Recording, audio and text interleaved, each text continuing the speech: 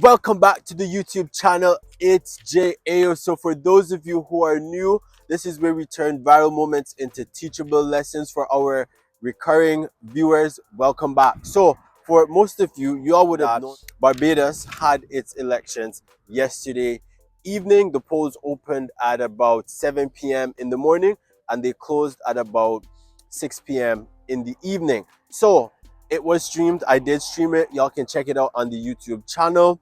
It's really exciting. It's about 12 hours long. Now, before getting into it, the Honorable Mia Amor Motley has secured a third term. This is historic. She joins the ranks of Dr. Keith Rowley from Trinidad and Tobago, former Prime Minister. She joins the Honorable Andrew Holness from Jamaica.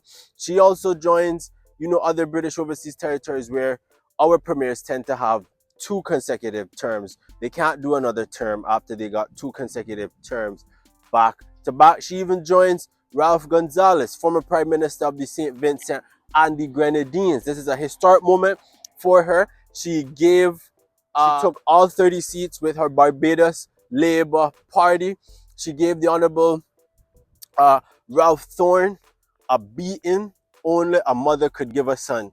And the Democratic Labour Party were left in shambles. They were shocked. They more or less didn't know what to do. They didn't know how they were gonna come back at this point, at how shocked things were. There were some little bit of concerns as it relates to people not being on the official electors list. I'll speak to that a little bit later.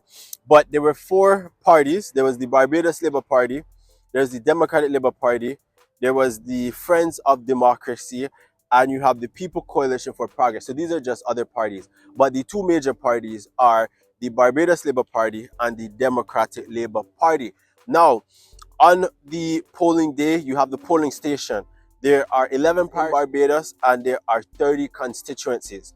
It should be noted that counting only started at about after 9 p.m. in the evening.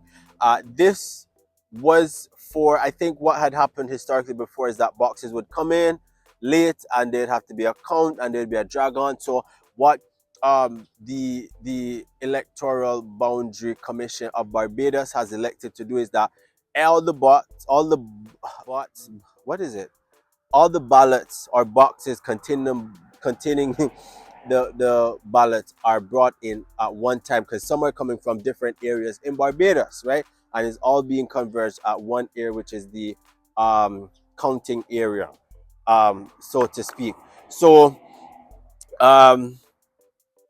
yeah, so counting didn't start until after 9:30.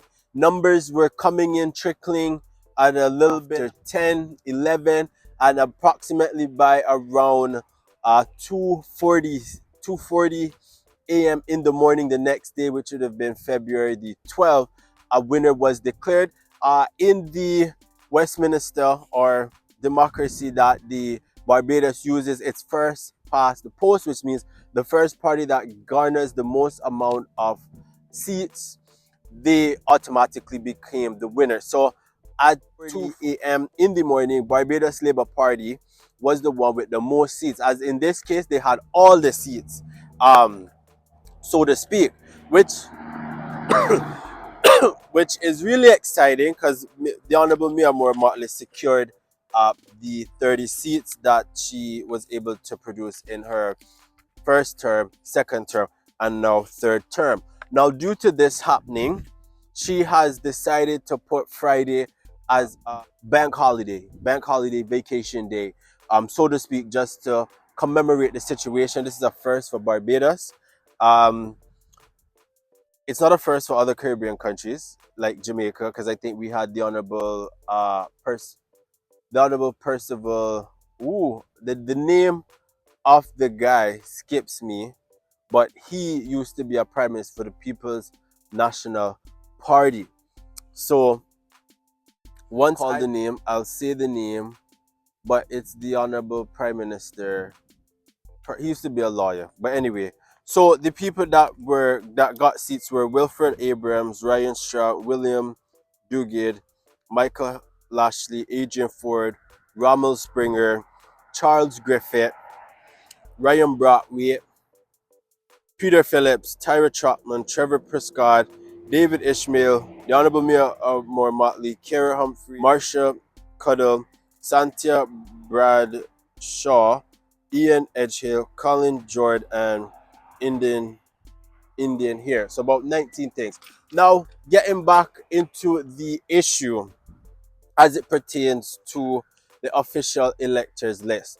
Now, the Electoral Boundary Commission Chief Elector Officer and the Executive Chairman has said that notification was for people to ensure that they came to check if their name was on the list. So it is incumbent on the voter to ensure that they're on the list and that they check, right? Everything can't just be placed on the Electoral Boundary Commission of Barbados. This is a democracy. We all have a part to play. It's your onus to check and make sure that you're on the list. Now, in terms of, I would say, there were some, I wouldn't say inconsistencies, but some people had challenges getting the right to vote or voting, because if you live in St. John, but you move to Christchurch Street, right? You would need to transfer your information from St. John to Christchurch Street. You have to update it. So that's what would have needed to be done. By and large, I do not have numbers of the voter turnout, but by all instances, I can tell you that Gen Z is really happy across the Caribbean region that the Honorable Mia Amor Motley has secured her third term based off the manifesto that she was canvassing on.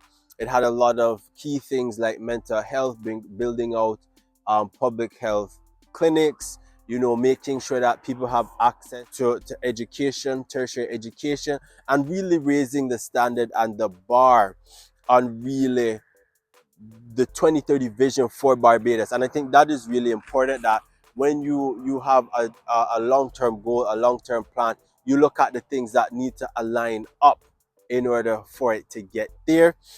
Those are my few substantive comments. In a nutshell, the lesson out of this is that do not get comfortable with your competition. Even if you know you have the chances of winning and all of that, you have to ensure that you don't get comfortable and you always view it as, oh, I'm being re-interviewed for this job, so let me give my best, best. That's the important thing. Um, and I think it was a phenomenal experience. It was the first time doing a live stream. I was somewhat surprised, a little bit at how long it took, but people engaged. We had approximately over 3,000 views, which is really good, really supporting. Guys, don't forget to like, subscribe, and share, and I'll see you in the next video.